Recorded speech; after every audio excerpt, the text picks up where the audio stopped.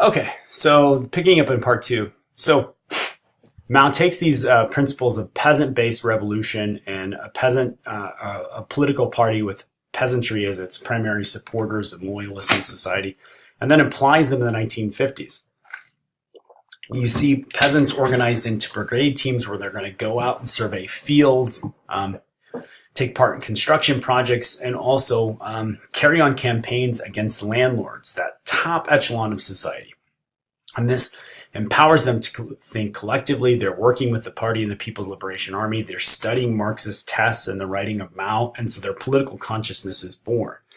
And the party is doing that by mobilizing them to like publicly hold people accountable for past grievances, this landlord group, to hold them accountable for things like kind of humiliating them in the past, kind of lording their status over them, but also denying them things like famine relief or an absolvation of their debts in times when they were bankrupted by the market. It's very climatic. It results in about 1 million deaths, the landlord class, which is just this minuscule fraction of China's population, which is over 450 million, but is severe violence in terms of scale, right? In terms of what we see in the rest of the world. And so we see land redistributed. About 40% of all of China's cultivatable land is then given over to 60% of the population. It doesn't necessarily have a dramatic improvement in terms of agricultural productivity. We don't see like a massive increase in the output, but we do see a radical improvement in the lives of the most marginal groups, people without land, people that worked odd jobs as peddlers, as monks. A lot of people coming back or that were forced to leave cities during the wars are now going to remain in the countryside to farm. And then most importantly, probably women. The Chinese Communist Party, promoting the equality of men and women, creates laws that enhance their ability to get divorce, to inherit property, to farm for themselves, or to use as a bargaining chip in marriage. And then ideologically promotes the idea that women's capital will make key contributions to pushing their goals towards industrialization forward, and then also a more equitable society. And that's kind of what you see going on in these posters here, right? Where they're saying, we are proud to participate in industrialization. So they're valorizing or glorifying women's roles in factories and the cities. And then at home, they're pushing the idea that to be happy, men and women have to do things together. They have to study together. They have to study Marxist texts and become political, right? And they also have to share the burdens of the home, like child rearing, together too. Probably what's most important, what's happening inside the cities at this point, is the CCP is courting, it's recruiting intellectuals and a lot of former government officials, teachers, scientists, and engineers who used to work with the Kuomintang to stay on and to be a part of their regime in these first few years of rule. And what that does is it retains all this knowledge of how to run a government, how to institute taxes, how to run a postal system, where banking credits are, etc. It retains for the new government all this knowledge that it kind of lacks. It knows how to run an army. It knows how to mobilize people. It doesn't necessarily know how to administer and govern. And so this group is key in that. It's one of their great successes in this period, is their moderate approach to like people that had worked with their enemies, the Kuomintang. While that's happening though too, just like they organize peasants, they're organizing cities at the street level. Basically everyone that lives on a street is formed into a team and made responsible for policing morality and public laws in their communities. And this is where they have great success. One of the problems the Kuomintang had was it failed to handle moral problems that people saw as the root decline for Chinese civilization. Things like greed, things like drug use, illicit sexual behavior, those types of things. And that's what these groups are responsible for. And it's actually one of the means by which they rein in speculation. They don't necessarily make profit making or capitalism illegal overnight, but what they do is like publicly shame and condemn figures for like speculating on currency or for making money at the expense of others. So it becomes kind of something that where the public calls these people out, and there's the threat There's a danger of violence that's hung over them. And you can see that very much from this poster, which says something like Wei is the first character, which means danger. And the second character I'm not familiar with, I think it may be Tao. Ren Gun Fa Gang Nan Tao. Okay? Which translates out to something like, he who harms the people will not easily escape justice. Okay? It's like, this person will be caught in a net. Okay? And so you see this person, this capitalist, this speculator being caught, criminals being caught, right? He's got the gun back there. And those two things are kind of associated as the same during this period, which shows you how the state is further undermining the status of businessmen.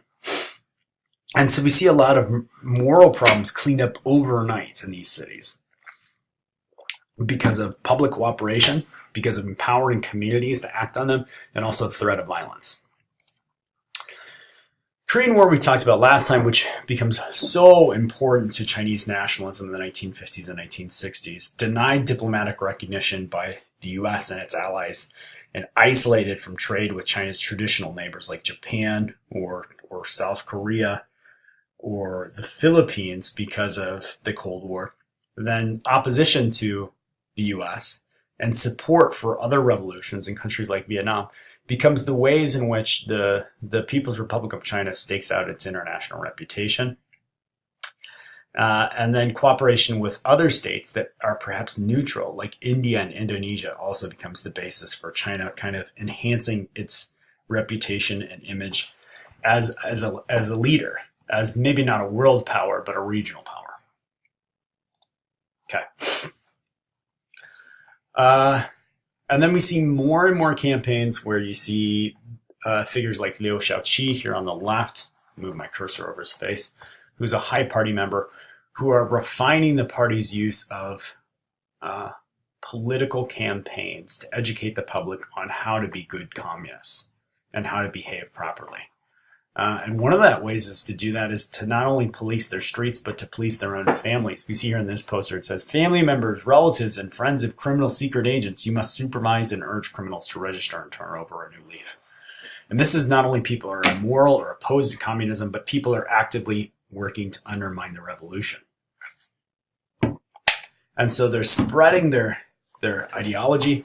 And they're not only like getting people to read and study these things, they're actually having them perform acts as good communists, to like publicly confess to their crimes and to force them to like perhaps look at their family members.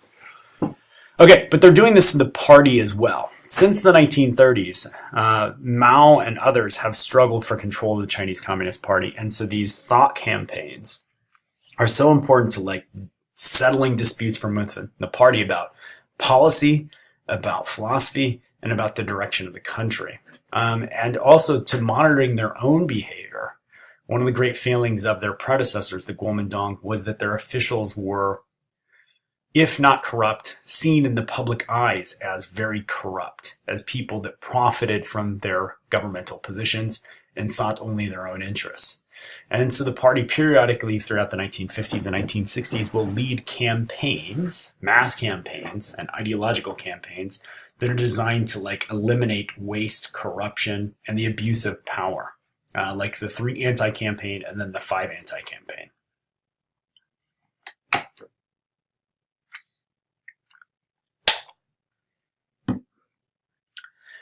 Perhaps the thing that I want you to focus on most here is, in addition to settling political disputes and maintaining party discipline and loyalty, this also ends up the means by which they target more and more of those private groups in society, businessmen and private industries, and then establish government's control over the top of them.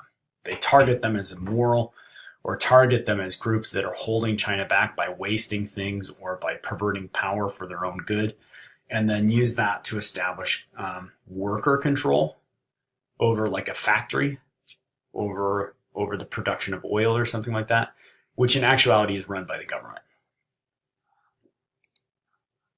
Okay. The economy during this period then sees its way towards the first 5-year plan, the first centrally planned vision for what the economy is going to look like. And some of the traits that define that are local community and leadership, and industrial infrastructure and agricultural productivity. Basically, they want to increase agricultural output to use excess grain to purchase more and more technology or industrial equipment to make their economy more advanced. So they're going to industrialize, but they're going to do it primarily through increasing agricultural output. Okay. Some of the things that that the first 5-year plan has going for it is that they're borrowing extensively from the Soviets at a very high price, but the Soviets also are willing to give the Chinese about everything that they ask for. And so we see all this incredible Soviet influence on society. Soviet aid, but also technicians will come over and build factories, hotels. They'll tell them how to plan out their cities and develop new public squares in order to further political education. And they do a lot in terms of urban planning. It's similar to the Marshall Plan. This is one of the most massive and consequential foreign aid packages that we see in the 20th century. Okay, and then also during this period, we see peasants slowly kind of losing their private property and instead being organized into bigger and bigger teams, starting out with like 10 to 20 families working together. They all own the plots and work together.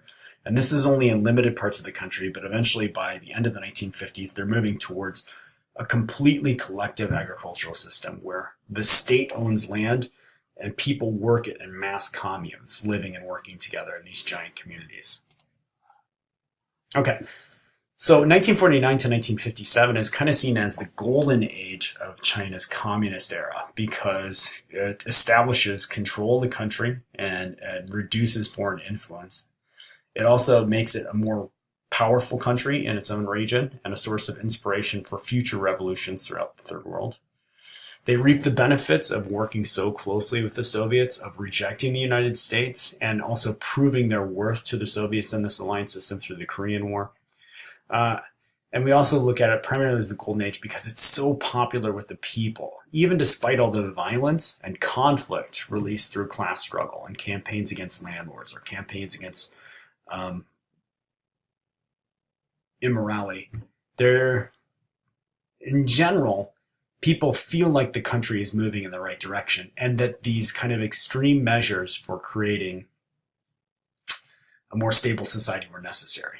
And one of the reasons why that might be is because a lot of people who are now working for the state have what's called the Iron Rice Bowl. They, by working for the communist government in state-run factories or in state-run posts, they get low-cost housing, they have pensions, they have health care, and they have subsidized food.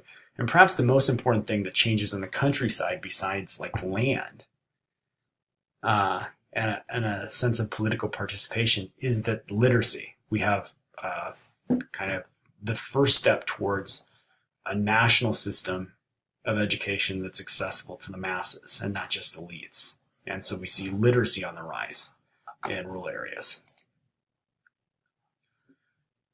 However, China is about to head into a very rocky decade because this strong state is going to try and accomplish even greater ambitions. Even though they've wiped out a lot of public immorality and drug use and prostitution overnight, they've reduced the cost of housing, they've expanded education and healthcare in all these new directions.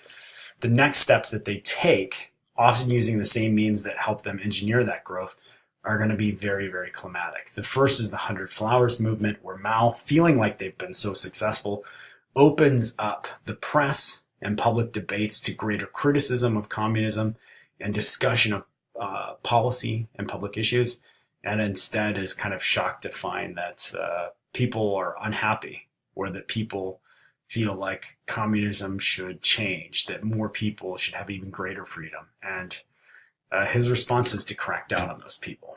And over 300,000 people are labeled rightists and can't work and are sent to the countryside for forced labor. Following that come even greater problems, a split with the Soviets over ideological differences, and the Great Leap Forward in the Cultural Revolution.